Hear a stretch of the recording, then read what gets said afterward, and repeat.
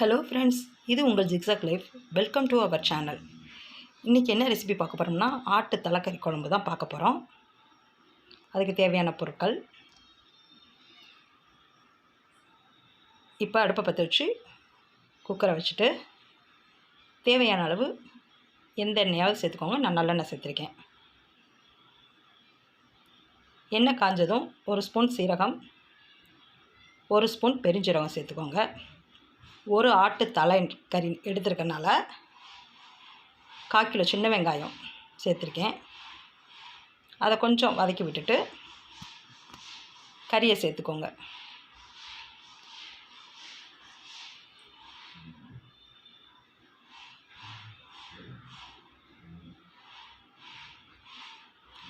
ஒரு தக்காளி பழம் சேர்த்துக்கோங்க.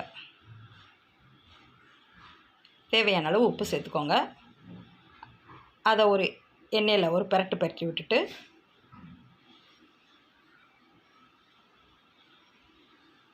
ஒரு ஸ்பூன் மஞ்சள் பொடி சேர்த்துக்கோங்க. இஞ்சி பூண்டு பேஸ்ட்டு சேர்த்துக்கோங்க. இதையும் ஒரு நல்ல கிளறி விட்டுருங்க. கிளறி விட்டு ஒரு நிமிஷத்துக்கு அப்புறம்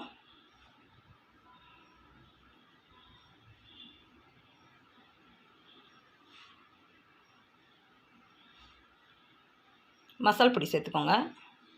நான் ஒரு 4 ஸ்பூன் மசால் பொடி சேர்த்துருக்கேன். வீட்டு மசால் பொடி தான்.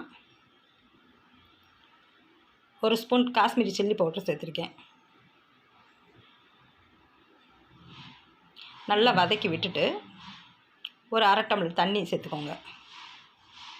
ஒரு கொதி வர வரையும் 1/2 டம்ளர் தண்ணி சேர்த்துக்கோங்க. அதை நல்லா கிளறி விட்டுக்கோங்க.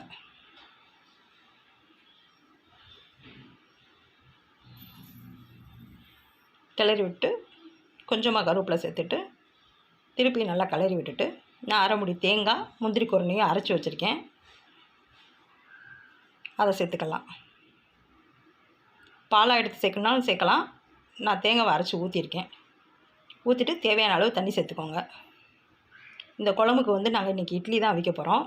இட்லி, தேங்காய் சட்னி, தலைக்கறி குழம்பு காம்பினேஷன் சூப்பராக இருக்கும். இந்த சமயத்தில் உப்பு பார்த்துக்கோங்க. எனக்கு உப்பு கம்மியாக இருக்கனால கொஞ்சம் உப்பு சேர்த்துக்கிறேன். சேர்த்துட்டு கிளறிட்டு குக்கரை மூடி போட்டுட்டு நல்லா பூ போல் வேகணும்னா ஒரு 7-8 விசில் விடுங்க. அப்போ தான் பூ போல் வேகும். ஏன்னா தலைக்கறி கொஞ்சம் பூ போல் இருந்தால் தான் ரொம்ப டேஸ்ட்டாக இருக்கும். இந்த சமயத்தில் இட்லியை வச்சுக்குவோம்.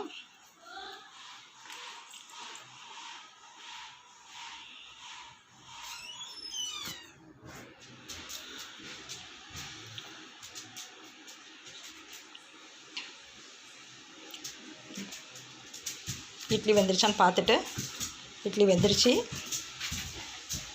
இட்லி எடுத்து வச்சுக்கலாம். இந்த சமயத்தில் கறியும் வெந்துருச்சு, அமர்த்திக்கலாம். இட்லி நல்லா பூ போல் வெந்துருச்சு. நாங்கள் வெளியெல்லாம் மாவு வாங்குறது கிடையாது, வீட்டிலையே அரைச்சிடுவோம். பாருங்கள், இட்லி பூ போல் இருக்குது. இப்போ குக்கரை திறந்து பார்த்துருவோம். நல்லா வெந்துருச்சு. பாருங்கள், கலர்ஃபுல்லாக இருக்குது. நம்ம எப்பயுமே குக்கரை மூடி வச்சு விசில் விட்டதுனால நம்ம குக்கரை ஆஃப் பண்ணிவிட்டு அதை திறந்துட்டு ஒரு 5 நிமிஷம் அடுப்பில் வேக வைக்கணும். ஒரு 5 நிமிஷம் வெந்துடும். அதை கிளறி விட்டுட்டு கறி பூ போல் வெந்துருச்சு.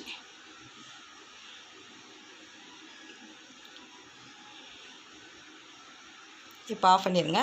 ரெடி ஆயிடுச்சு. இந்த சேனல் பிடிச்சிருந்தால் லைக் பண்ணுங்கள், ஷேர் பண்ணுங்கள், சப்ஸ்கிரைப் பண்ணுங்கள், கமெண்ட் பண்ணுங்கள். தேங்க்யூ.